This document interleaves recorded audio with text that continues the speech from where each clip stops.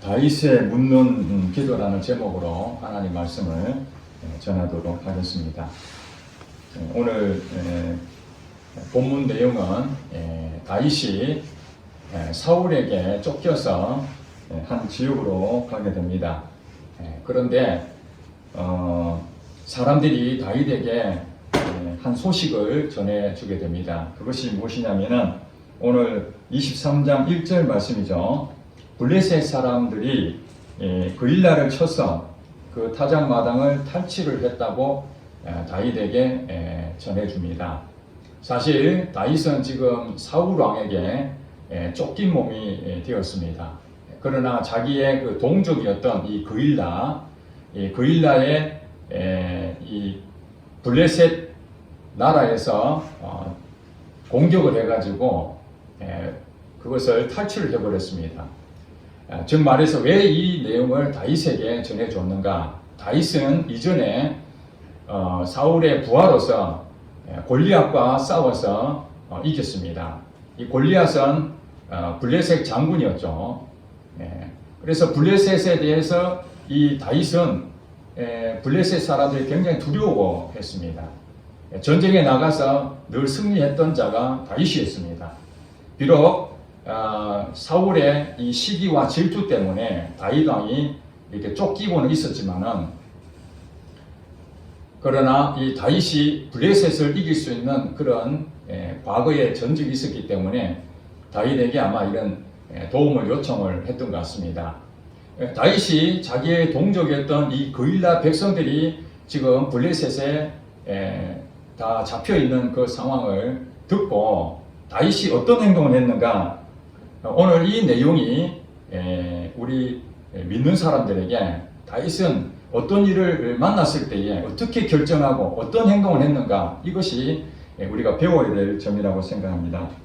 자, 2절에 보니까 그런 소식을 듣고 난 다음에 이에 다윗이 여호와께 묻자와 이르되, 다윗이 했던 행동은 무엇이냐면은 이 일에 대해서 내가 어떻게 해야 될 것인가, 하나님의 뜻을 묻게 되는 것입니다. 여호와께 묻자와 이르되 하나님께 이제 기도합니다. 어떻게 기도합니까? 내가 가서 이 블레셋 사람들을 치리까? 여호와께서 다윗에게 이르시되 가서 블레셋 사람들을 치고 그일라를 구원하라. 그러니까 이 다윗은 하나님께 물어봤습니다. 어떻게 물어봤습니까? 내가 가서 이 블레셋 사람들을 칠까요? 그들을 쳐서 그일라 백성들을 다시 구출할까요? 이렇게 하나님한테 물어봤습니다. 그러니까 하나님께서 다윗에게 응답을 했죠. 좋다, 가서 블레셋 사람들을 치고 그일라를 구원하라, 이렇게 말씀을 주셨습니다. 자, 이렇게 되니까 이제 다윗은 부하들에게 얘기를 합니다. 군장을 다 준비하고 그일라로 쳐들어갈 것이다. 언제 갈 거니까 모든 세팅을 다 준비해라, 이렇게 말하니까 이 문제가 생겼습니다. 3절에 어떤 문제가 생겼냐면은 다윗의 그 부하들이 다윗에게 이런 얘기합니다. 보소서, 우리가 유다에 있기도 두렵거든 하물며 그일라에 가서 블레셋 사람들의 군대를 치는 일일까? 다윗의 부하들은 다윗과 함께 지금 어디 있었냐면은 사울 왕에 쫓겨서 한 곳에 지금 은둔해 있는 상태입니다. 사울 왕이 언제 자기를 이 다윗과 다윗을 따르는 대략 600명 정도 되는데 그들을 어떻게 멸절할 것인지 호신탐탐 기회를 엿보고 있는데, 다윗이 지금 어디 있는지를 지금 사울이 모르고 있는 거예요. 이들이 사울이 할 수 있는 부분에 피해 있기 때문에. 그런데 지금 다윗의 상황은 어떤 상황입니까? 도망자입니다. 도망자. 그래서 사울 왕에 피어서 도망다니고 있는데, 지금 우리가 어디 숨기도 지금 어려운 상황인데 오히려 자기 존재를 드러내고 그일라에 가서 블레셋 사람들을 다 멸하고 그들을 구출해 나간다는 자체가 뜻은 가상할지 모르지만은 현실적으로 우리 형편을 더 살펴봐야 되지 않겠는가, 그런 얘기 하는 거죠. 블레셋 사람들의 군대를 치는 일이 중요한다 할지라도 지금 우리가 더 급하다. 가는 것은 좀 무리다. 이렇게 지금 얘기하고 있는 것입니다. 자, 요즘 여러분 뉴스를 통해서 러시아가 우크라이나를 침공한 내용을 여러분 알고 계실 것입니다. 뭐 여러 가지 목적이 있어서 침공을 했었겠지만은, 그러나 우크라이나가 군사력으로 봤을 때에 러시아하고 상대가 되질 않습니다. 그런 상황에서 이 우크라이나가 지금 위기 가운데 있는데 이 나라를 누가 구하겠습니까? 그래서 세계 각지에 퍼져 있던 이 우크라이나에 이 소속되어 있는 이 백성들이, 국민들이 너도 나도 전쟁에 참여하겠다라고 그렇게 해서 속속 귀국을 하고 있다고 합니다. 다는 아니겠죠. 그러나 나라가 지금 위기 상황에 있으니 다른 어떤 것보다도 나라를 구해야 되겠다, 그런 마음으로 그 국민들이 지금 합심 단결해서 러시아에 대한 침공을 막으려고 애를 쓰고 있다는 소식을 들었습니다. 그런데 만약에 싸울 어떤 그런 젊은이가 몸도 건장하고 형편도 얼마든지 가능하다면 나라를 위해서 목숨을 바치는 거 귀한 일이 될 수 있을 것입니다. 그러나 만약에 그 우크라이나 국민 가운데에 몸이 지금 현재 불편해서 병원에 지금 입원한 상태였다고 가정을 해본다면 마음은 우리 조국을 위해서 나가서 싸워야 되겠다라는 것이 참 중요하다고 생각하지만 현실적으로 봤을 때에 지금 병원에 지금 입원해 있는 이 몸으로 어떻게 전쟁에 참여할 수 있겠는가? 그 주변에 있는 가족들이 또 지인들이 그 사람을 막지 않겠습니까? 현실적으로 봤을 때 너 몸도 하나 제대로 살피지 못하는데 어떻게 전쟁터에 나가서 나라를 구하려고 하느냐. 지금 이와 같은 상황이 지금 다윗에게 지금 처한 상태입니다. 사울의 부하로서 전쟁터에 나가면 승리하고 그 따르는 부하들도 다윗의 신뢰를 하고 언제든지 가면 이길 수 있는 그런 전투 태세를 완벽하게 갖추는 상태라면 당장에 그일라에 가서 블레셋을 쳐 부수는 것이 다윗에게 당연한 일이 될 것입니다. 그러나 다윗의 상황은 그런 상황이 아닌 거예요. 자기 처신도 지금 제대로 감당할 수 없는 그런 위기 가운데 있는데 이 그일라에 있는 그 백성들을 구출한다는 것은 이 목숨을 담보하고 가야 된다는 거죠. 그러니 지금 다윗은 하나님한테 지금 물어봤잖아요. 어떻게 할까요? 이 문제에 대해서. 그래 하나님께서는 가서 구원해라 이렇게 말씀하셨는데 자기의 따르는 수족 같은 이 부하들은 말리고 있는 거예요. 다윗에 가면 안 됩니다. 지금 우리의 상황을 살펴봐야 됩니다. 이 다윗의 사람들은 하나님께 물어본 내용이 아니지 않아요. 다윗도 하나님한테 물어보고 이 다윗을 따르던 사람들도 하나님, 다윗이 그일라를 쳐서 간다는 것이 하나님의 말씀이라 그러는데 하나님 우리에게도 말씀해 주세요. 그것이 맞습니까? 라든지 아니면은 하나님을 믿는 다윗이 하나님 말씀을 들었다니 자기들은 직접 듣지 못했어도 다윗이 하나님 그분을 믿고 우리가 갑시다.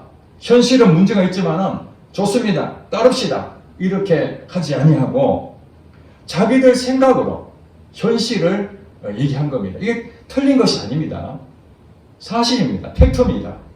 사울 왕에게 직접 쫓기고 있는 상태고 현실적으로 900여 명은 건장한 군사력을 갖추고 있는 자들이 아니라 사실은 쫓김을 당하고 사람들에게 버림당한 그런 사람들, 다윗과 같이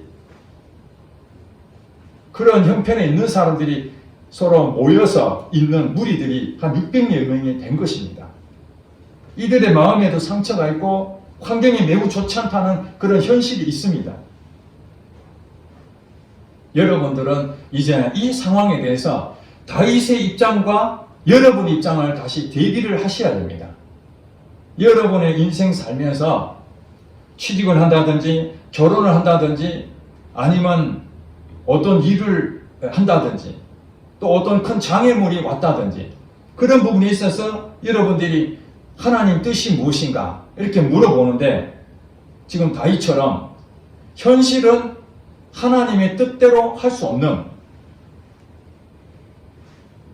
나 자신을 먼저 생각해야 될 그런 형편에 있다 할지라도 우리는 어떻게 해야 되는가? 다윗처럼 살아야 되지 않겠는가 하는 것입니다.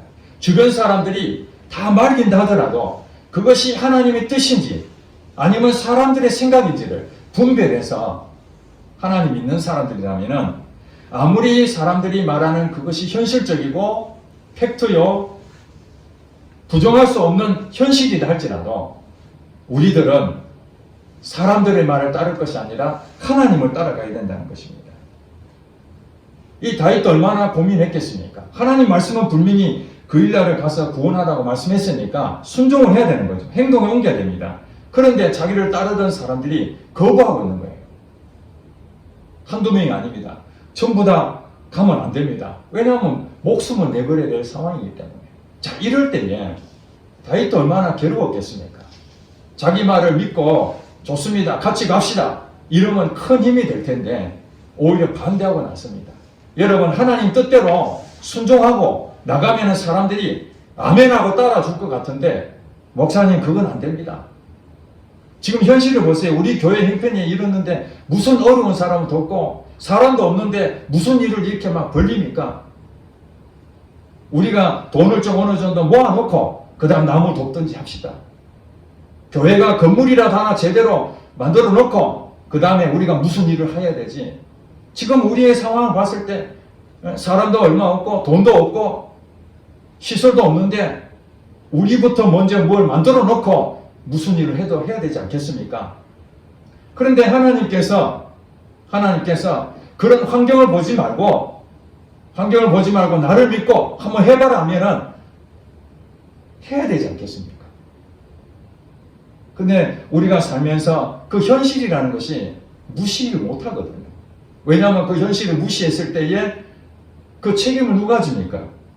그 현실을 무시하고 하나님 말씀을 따라갔던 그 사람이 만약에 결과가 좋지 않게 되면은 두려움이 생기는 거예요. 사람들 말을 들어야 되는데 그들의 말을 거부했을 때에 그 비난과 책망과 불평, 불만 이것을 다 감수를 해야 되니까 현실적으로 우리가 현실을 무시할 수가 없는 일이 되는 겁니다.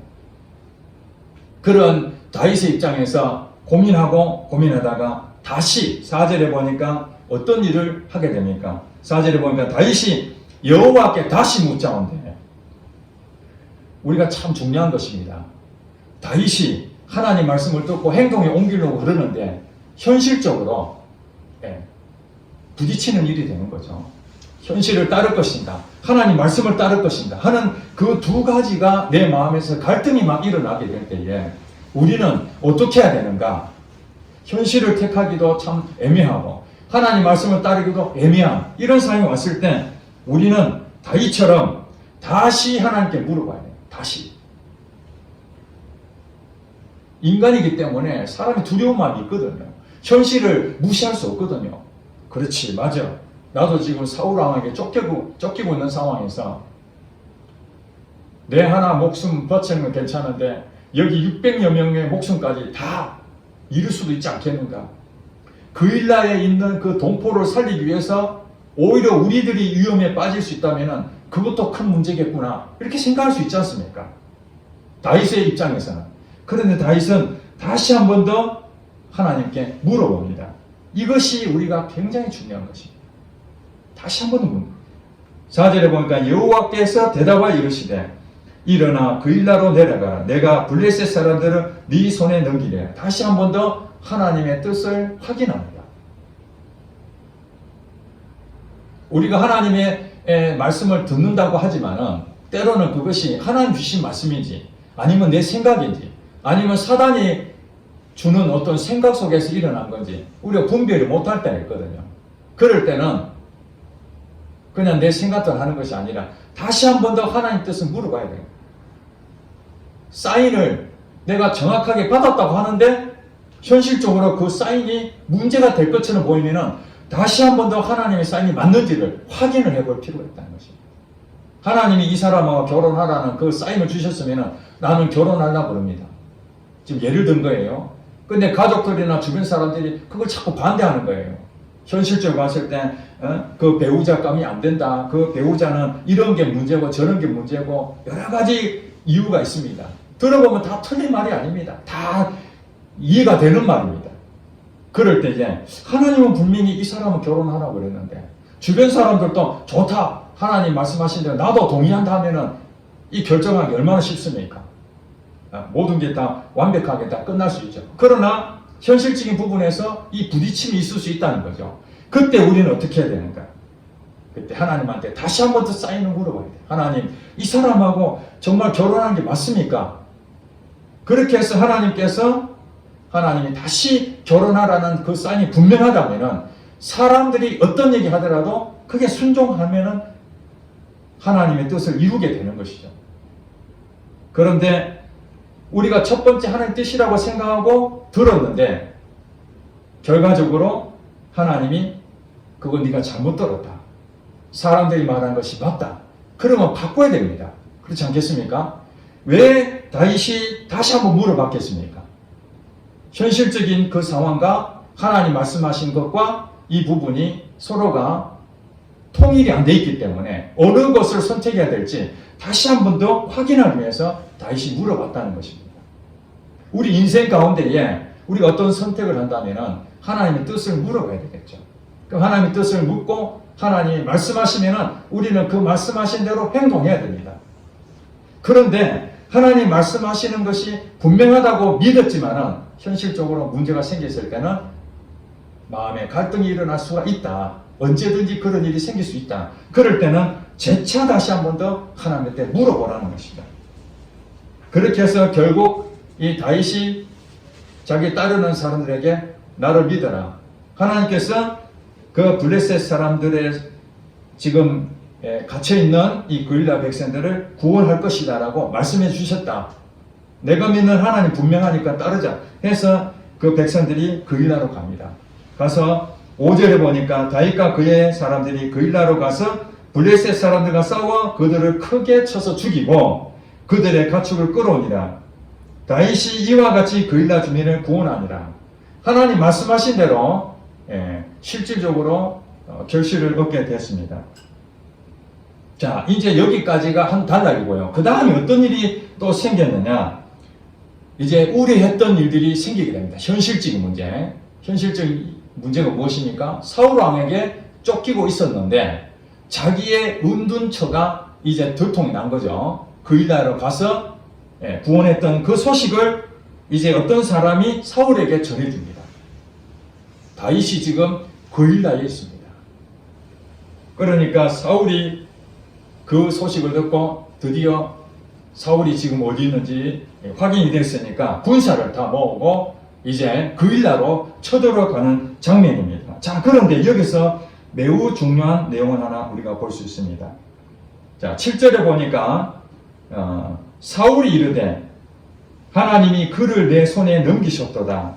그가 문과 문 빗장이 있는 성읍에 들어갔으니 갇혔도다. 지금 어떤 사람이 사울에게 다윗이 지금 그릴라에 있다라는 그 소식을 전해주자 사울이 지금 고백하는 얘기입니다. 뭐라고 고백합니까? 하나님이, 자기가 믿는 하나님이 다윗을 내 손에 넘기셨다. 그가 문과 문 빗장이 있는 성읍에 들어갔다는 소식이 있는데 딱 갇혔다. 그릴라 성 안에 지금 갇혀 있다는 거죠. 자, 그러면 그릴라 성 주변에 딱 포로를 하면은 다윗은 꼼짝없이 이제 잡히게 된 몸이 된다는 것입니다. 자, 여기서 보니까 사울은 이렇게 해석합니다. 다윗이 지금 은둔처에 있다라는 부분이 그릴라에 와 있다는 소식을 듣고 잘 됐다. 이것이 하나님이 내게 이제 목숨을 담보할 수 있는 것을 내한테 넘기셨구나. 이렇게 해석을 한 거예요. 그래서 사울이 군사를 모으고 그릴라로 가서 다윗과 그의 사람들을 에워싸려고 지금 계획을 잡는 겁니다. 계획을 잡는 거예요. 사울은 어떻게 됐습니까? 하나님한테 물어보질 않습니다. 그냥 자기 생각에 지금 자기 신앙으로 그렇게 생각하는 거죠. 하나님이 그를 내 손에 넘겼다. 이거 기회가 왔다. 다윗을 죽일 수 있는 기회가 왔다. 누가 이런 일들을 만드셨다고요? 하나님이 이런 기회를 주셨다는 거예요, 자기한테. 실제로 그렇습니까? 아니잖아요. 하나님은 다윗을 사랑하시고 사울에게 다윗을 죽이라고 한 적이 없습니다. 단지 자기가 자기 왕권이 위태로우니까 자기보다 더 뛰어난 이 다윗이 있으면은 자기 아들대로 계속 왕위가 이어져야 되는데 자칫 잘못하면은 자기가 폐위를 당할 수 있는 위험이 있기 때문에 다윗을 제거하려고 한 것입니다. 그럼에도 불구하고 이 사울은 하나님 믿는 사람 아닙니까? 하나님 믿는 사람이었습니다. 그러나 사울은 하나님 믿는 사람이었지만은 하나님께 묻지 않았다는 것입니다. 여기서 다윗과 사울의 갈림길입니다. 사울은 묻지도 않고 그냥 자기가 생각에 하나님이 이렇게 하셨구나. 하나님 나를 도와주시는구나. 이렇게 해석하고 있는 것입니다. 그런데 다윗은 어떤 일이 생길 때마다 하나님한테 계속 묻는 겁니다. 이것이 하나님이 다윗을 내 마음에 딱 맞는 사람이다. 이렇게 인정받은 것입니다. 자, 이런 이제 소식을 다윗도 듣게 되죠. 사울이 자기를 해하려고 한다는 소식을 듣게 됩니다. 자, 이때 다윗이 또 어떻게 하느냐. 10절에 보겠습니다. 10절에 다윗이 이르되 이스라엘 하나님 여호와여 다시 하나님께 묻습니다. 지금 이제는 뭐냐면은 위기가 오는 것이죠. 그 일날을 구원했던 이 다윗이 이제 사울을 통해서 자기가 포로로 잡힐 것을 이제 알고 난 뒤에 다시 하나님한테 묻습니다. 이 위기를 어떻게 하면 좋겠는지. 다윗이 이르되 이스라엘 하나님 여호와여 사울이 나 때문에 이 성읍을 멸하려고 그 일나로 내려오기를 꾀한다함을 주의 종이 분명히 들었나이다. 그 일날 사람들이 나를 그의 손에 넘기겠나이까? 아니면 주의 종이 들은 대로 사울이 내려오겠나이까?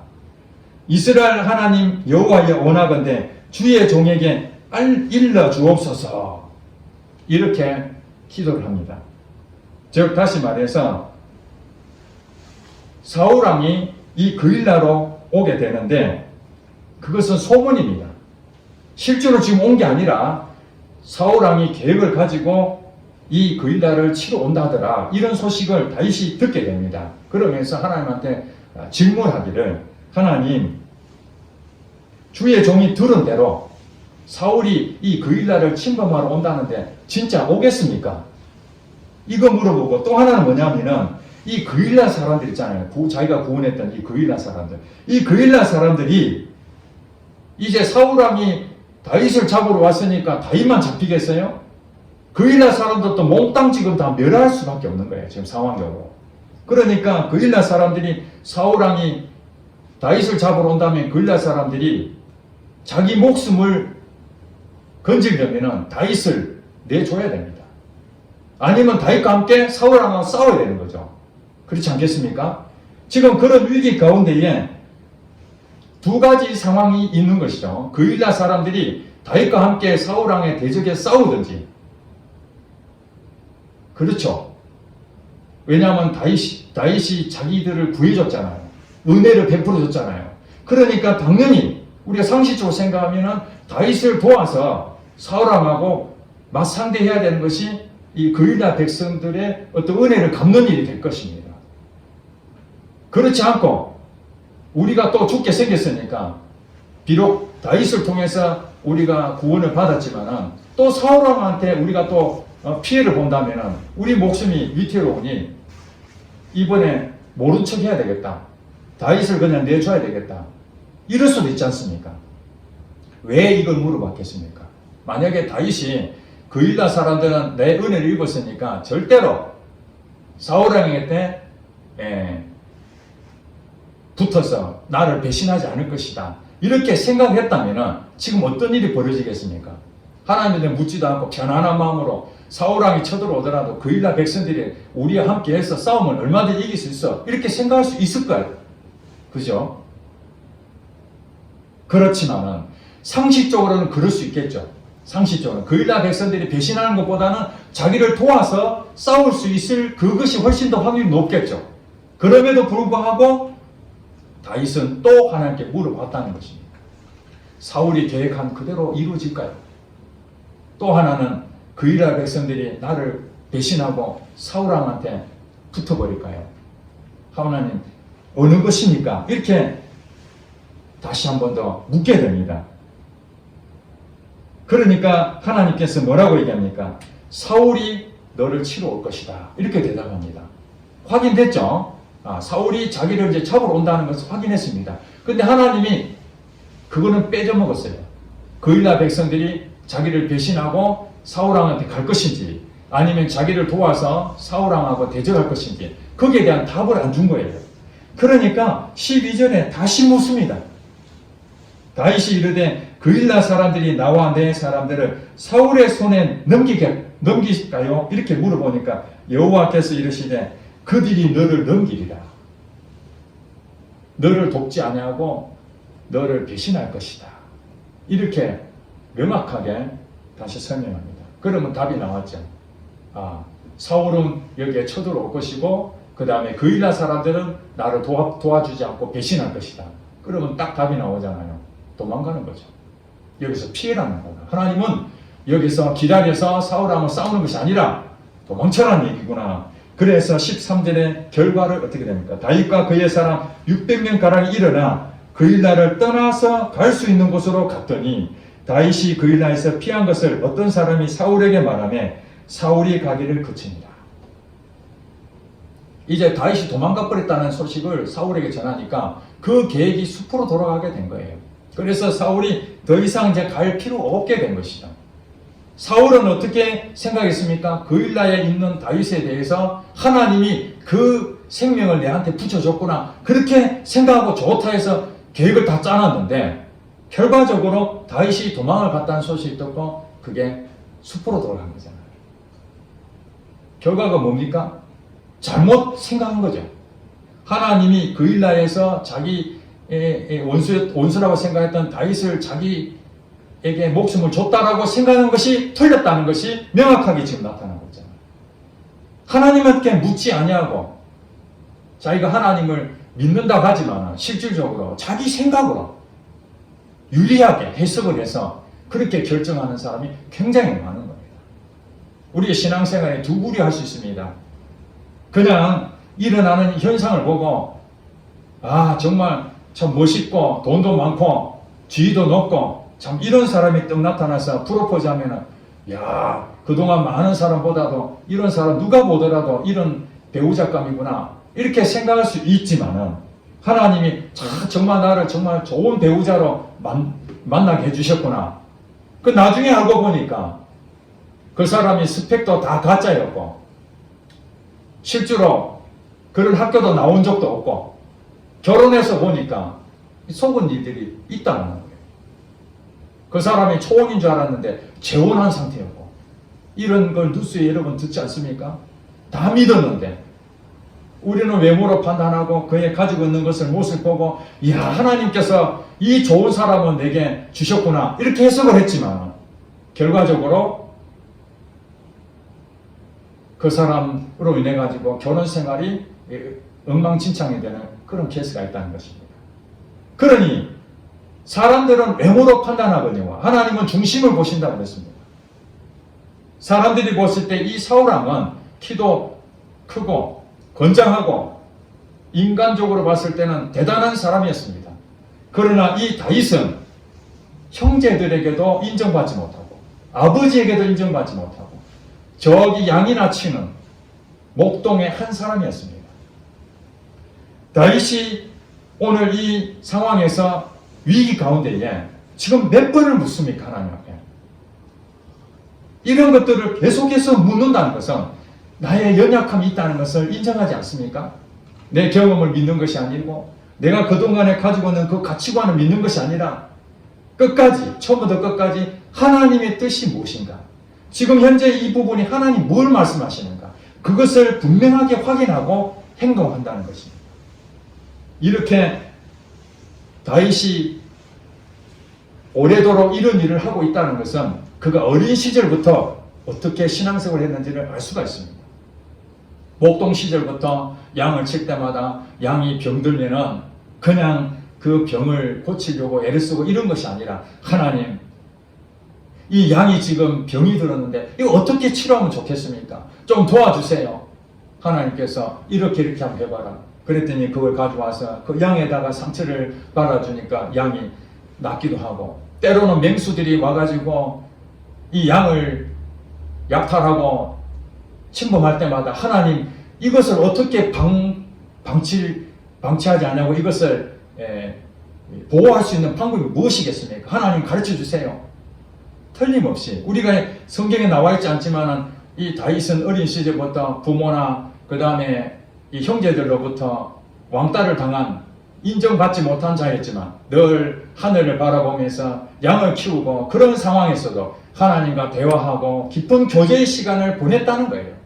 그러니 하나님께서 이새의 아들 중에서 이 왕을 삼으려고 사무엘 선지자를 보냈을 때에 그때 첫 번째 아들부터 일곱 번째 아들까지는 하나님께서 노 했는데 마지막 여덟 번째, 그는 왕의 존재 자체에 이 낄 차리가 아니라서 좀 양치기로 보냈던 건데 급히 그를 불러서 왕을 삼았던 부분에서 하나님께서는 시편 14편 말씀에 하나님께서는 하늘에서 인생을 구고 살피시사 하나님의 찾는 자가 있는지를 이렇게 면밀하게 살펴보신다 했습니다. 하나님은 외모로 보지 아니하시고 중심을 보시는 하나님이셨습니다. 그래서 다윗은 사람이 볼 때는 별 볼일 없다고 하지만 다윗은 하나님하고 늘 묻는 기도, 하나님 어떻게 할까요? 하나님 도와주세요. 이렇게 할까요? 저렇게 할까요? 이러한 것들이 늘 습관적으로 있었기 때문에 오늘 이런 위기 가운데서도 사람들의 말을 기울이지 아니하고 하나님 말씀 앞에 계속 물어보는 겁니다. 그렇습니다. 우리 인생 가운데에 참 여러 가지 일이 있지만 어떤 큰 일에만 하나님한테 묻고 하는 그 기도가 아니라 아주 사소하다고 하는 그런 것까지도 물어보고 기도해야 되는 것입니다. 지극히 작다고 하는 것조차도 하나님 어떻게 할까요? 하나님 뜻이 무엇입니까? 이렇게 하나님한테 물어보면은 하나님이 사인을 주시고 그러면 그 응답을 듣고 우리는 행동에 옮기게 됩니다. 그러면 행동에 옮기게 되면은 그것이 당장의 사람들에게는 비난을 받고 왜 그런 결정을 했느냐, 멍청이다, 바보다, 그런 소리를 듣는다 할지라도 여러분 우리가 아셔야 됩니다.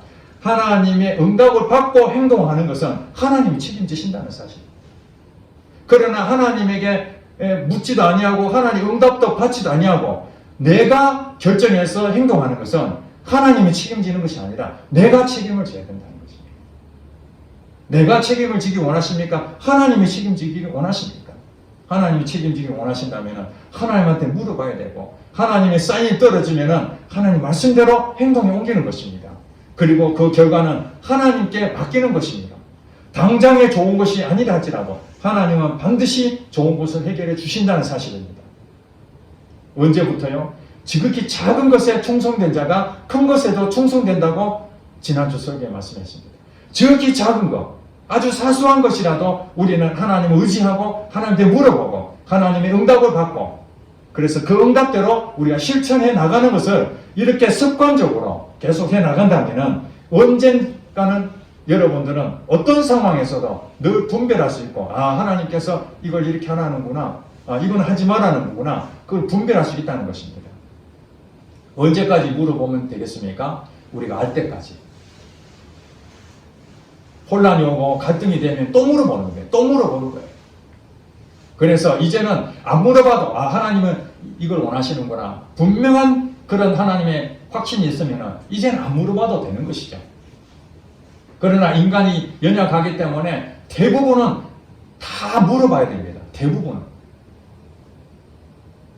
사울이 왜 하나님 앞에 왕위가 폐위됐습니까? 교만한 것입니다. 교만이 딴 것이 아니라 하나님한테 계속 물어보고 하나님이 나의 주인이니까 하나님 뜻대로 하겠다라고 그렇게 순종하며 결정을 해야 되는데 자기 생각에 옳은 대로 내 생각이 맞다고 생각하는 거예요. 하나님 말씀보다 내가 앞서 있을 때 그때에 문제가 심각하게 나타나는 겁니다. 여러분, 우리가 어떤 일을 결정할 때에 현실적으로 딱 다 맞아떨어져서 이거 하나님께서 주셨구나 이렇게 생각할 수 있는 것도 있습니다. 그러나 어떤 경우는 야, 현실적으로 이게 맞구나 하고 했지만 하나님은 정반대의 사인을 주실 때도 있다는 것입니다. 그때 우리는 어떻게 해야 되는가? 그때 현실을 따라가는 것이 아니라 하나님 말씀을 따라가시는 여러분 되시기를 주의 이름으로 축원합니다. 기도하겠습니다.